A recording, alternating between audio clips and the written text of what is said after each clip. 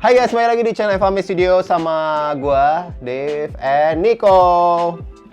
Hari ini mic-nya cuma ada satu, lagi dipakai syuting mic kita, jadi cuma gue aja yang bakal ngemeng. Tapi tenang aja, nanti ketika bagian nge-review dan nge-benchmark kan Nico yang bakal banyak ngomongnya. So, hari ini kita mau merakit PC lagi. Dalam video sebelumnya ya, kita sempat ngerakit sebuah PC untuk broadcast ya. Tujuannya untuk broadcast. Kali ini adalah spare part semua yang sudah dikumpul di sini untuk merakit sebuah PC untuk Unreal Engine dan Aximetry untuk virtual production ya. Jadi kegunaannya beda. Ini speknya pastinya lebih tinggi. Dan by the way, kita tidak akan merakit PC-nya beneran dalam video ini ya. Ini cuma menunjukin aja parts-parts yang akan kita gunakan dan mungkin kenapa kita memilih parts-parts tersebut. So, by the way, ini adalah PC yang Intel base ya. Kita akan menggunakan prosesor Gen 13. Dan tidak tanggung-tanggung ya, ini adalah 13900K i9 yang the best. Yang the bestnya. Kenapa? Karena untuk Unreal Engine dan Aximetry. Kemarin untuk yang PC broadcast untuk vMix kita hanya cukup menggunakan Ryzen ya 7700X. Nah kemarin kita pakai AMD dan sekarang kita pakai Intel. Kenapa? Ya karena bulan kemarin yang lagi leading, yang lagi hot yang ini, dan ya hanya selang berapa minggu dibalap lagi sama tim biru. Jadi ya sekarang kita tim biru lagi. Kita ini kita tidak loyal ya.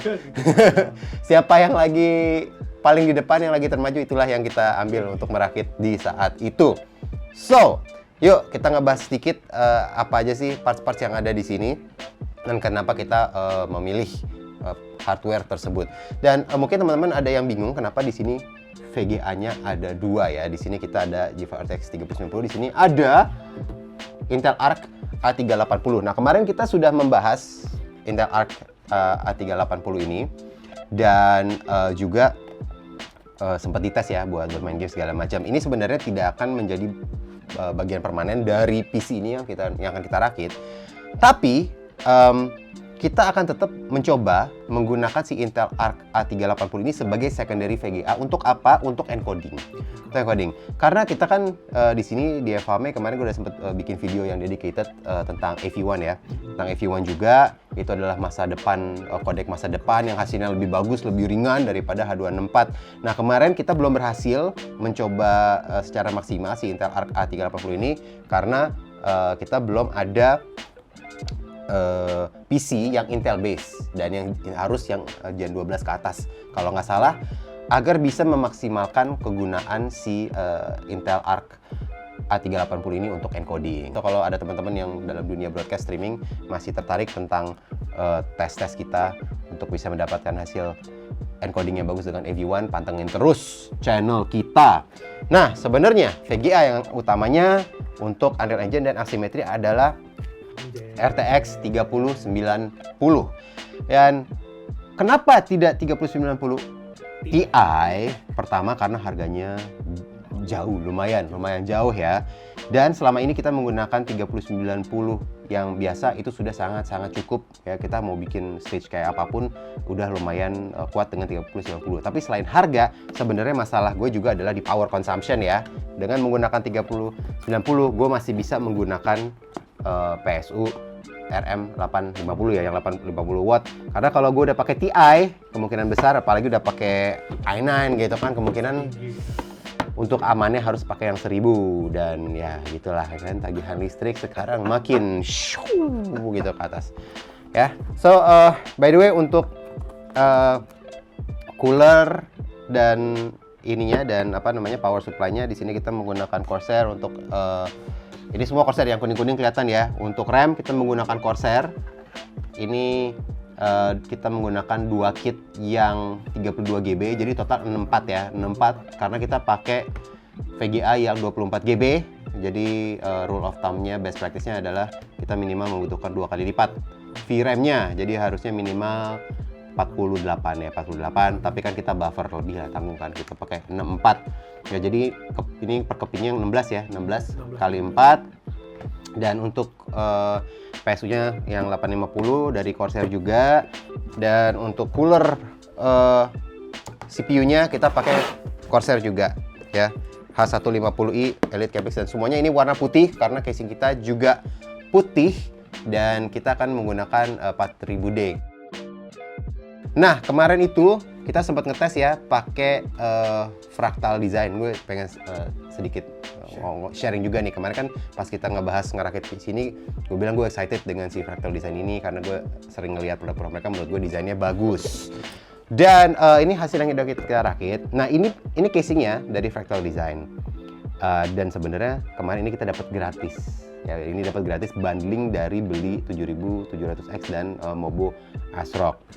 Nah, harganya kalau beli, kalau nggak salah itu sekitar 800-900, mungkin 900 ribuan ya, hampir sejuta gitu ya. Menurut gue ya, ini adalah ini pribadi ya, secara kualitas so-so. secara kualitas so-so. Dari segi desain lumayan bagus, dan dari segi ease of ngerakit, ini gue bisa ngerakit cepet banget. Enak banget, maksudnya buat ngerakitnya buat jalur-jalur kabelnya segala macam simple banget. Jadi ini menurut gue untuk fractal design adalah bener-bener casing entry levelnya mereka ya. Tapi menurut gue nggak akan mau bayar 900 ribu untuk casing ini. Mungkin gue mau bayar sekitar 600 ribu atau 550-600 ribu, itu menurut gue lebih worth it. Tapi ya kalau nggak salah si fractal design ini lumayan fokus di desain ya. Jadi mungkin yang ngebikin mahal adalah desainnya gitu kan. Nah, untuk fan-nya segala macam dari fractal design nggak masalah ya. Gue juga nggak bisa terlalu istilahnya mau nge-benchmark fan tuh seperti apa. Tapi ini adalah coolernya, bisa dilihat dia stylenya sangat-sangat minimalis ya, sangat-sangat minimalis. Nah, tapi kenapa sekarang gue menggunakan kembali lagi ke Corsair? Mungkin karena utamanya adalah kalau misalnya gue menggunakan semuanya ini Corsair, gue bisa menggunakan si IQ-nya secara gampang. Ini kalau gue mau ngeset warnanya biar satu casingnya satu nada semuanya. Gue kan nggak suka lampu RGB yang aneh-aneh ya. Gue biasanya gue nyalain putih semua. Putih? Iya putih. Biasanya tuh nyala putih semua aja. Dah, karena casingnya putih, dalamnya juga putih, menurut gue udah cakep. Tapi di sini gue harus menggunakan beberapa software yang berbeda. Untuk remnya karena dia Corsair, gue harus pakai IQ. Untuk fractalnya itu dia kan jatuhnya dia tidak punya software sendiri ya, jadi dia ngikutin software lainnya, dan dia menggunakan yang punyanya si ini ya, polychrome-nya ASRock ya, dari Mobonya. Jadi gue harus menggunakan dua itu. Jadi untuk biar gue simple ngatur warna segalanya hanya dengan satu software IQ aja, gue lebih milih ini. Tapi ini jujur aja si Corsair ini lebih mahal ya daripada si fractal design punya ya, jauh lebih mahal. Jadi gue tetap suka dengan yang punyanya fractal design, casingnya menurut gue sosok, tapi untuk water coolernya sih cakep sih, lumayan cakep kalau menurut gue. Nah, apalagi ya untuk Mobonya ya, kita akan menggunakan Z790 ya.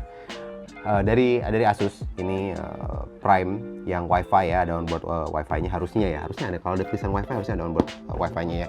Nah, kenapa gue memilih motherboard ini? Pertama karena gue mencari sebuah motherboard yang Z790, mencari yang Z790 yang memiliki banyak full slotnya untuk tambahan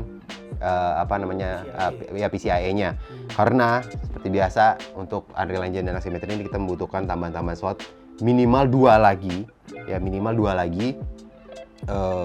untuk menambah deckling kita, entah itu deckling Quad HDMI buat input kamera buat aksimetrinya, atau SDI 4K untuk kita nembak program keluar dan mungkin menerima input lainnya. So ini krusial banget, dan bisa dilihat di sini selain slot untuk VGA-nya ya, ada 3 slot tambahan ya, yang full ya, berarti yang slot yang 16 ya kalau nggak salah ini namanya, yang full slotnya, bukan cuman yang X1, ini kan yang kecil kan X1. Nah, yang pakai yang pasti yang 2 bawah sih, yang ini kan pasti mepet sama VGA, yang 2 bawah yang akan kepakai, dan memang gue hanya butuhnya 2. Kebanyakan mau itu dari ASRock, mau itu dari apa, sebenarnya dari ASRock ada yang slotnya banyak juga, cuman kemarin gue nanya dan barangnya nggak ada ya, nggak ada tuh masuk dari sini, jadi gue pasal ngambil si Asus Prime ini, dan termasuknya juga ini yang lumayan affordable untuk seri Z790, karena dari Asus yang lainnya juga wah udah pada gila-gila. Tapi sebenarnya ya yang mau kita brand ASRock atau Asus gitu-gitu buat mobonya, kebanyakan yang mahal sekarang justru malah slotnya lebih dikit. Gue nggak tahu kenapa, karena dari desainnya dia pakai shield gitu segala macem kan, ya heboh di desain gitu. Kalau kita kan di sini mencari practicality, desain nomor 2, yang penting fungsionalitinya duluan. So si Asus Prime Z790p Wi-Fi ini adalah yang kita dapetin yang sesuai spesifikasi kita dan harganya tetap mahal sih. Tapi harganya tidak membunuh lah, kita sesuai lah gitu kan. Oke, untuk main ininya ya, untuk OS-nya kita akan menggunakan Samsung 980 Pro. Ya by the way, motherboard yang baru ini sebetulnya udah bisa ini kan PCIe 4 ya, sebetulnya udah bisa support PCIe 5 ya. Bahkan yang ini juga udah yang yang seri 7700 ini, yang motherboard yang udah gen terakhir ini juga mampu PCIe yang 5, tapi barangnya belum ada, atau mungkin nggak tahu ya, pada saat video ini ditayang mungkin udah ada, tapi pasti juga harganya bakal luar biasa. Dan lagi pula sebenarnya kita tidak membutuhkan speed seedan itu ya. So menurut gue 980 Pro ini buat kita udah standar yang oke banget, yang 500 GB untuk OS dan yang 1 TB ini untuk menaruh semua project Unreal Engine kita ya, nanti masuk ke sini semua. Jadi ini buat instalan OS-nya dan asimetrinya dan software-nya. Ini buat Unreal Engine-nya. Oke, so ini untuk storage-nya. Apalagi yang perlu dibahas ya? Udah ya, DDR5 pastinya. Untuk RAM-nya, dan udah sih ya, semuanya udah oke. Tinggal gue rakit. Gue nggak akan syuting rakitnya karena panjang dan ribet, nanti tinggal terima ngelihat udah jadinya aja, dan akan langsung di benchmark sama Niko untuk gaming. Terus biasanya kemarin dari komen ada yang nanya buat production juga. Kalau gue pasti nantinya akan fokus ke bagian untuk asimetrinya ya. Kalau ini udah rakit, kita akan coba tes untuk bikin environment segala macam dengan spek seperti ini. Bisa bikin apa aja sih sebenarnya. Oke, ya udah. Selanjutnya video berikutnya kita serahkan ke Bapak Niko. Oke. See you guys.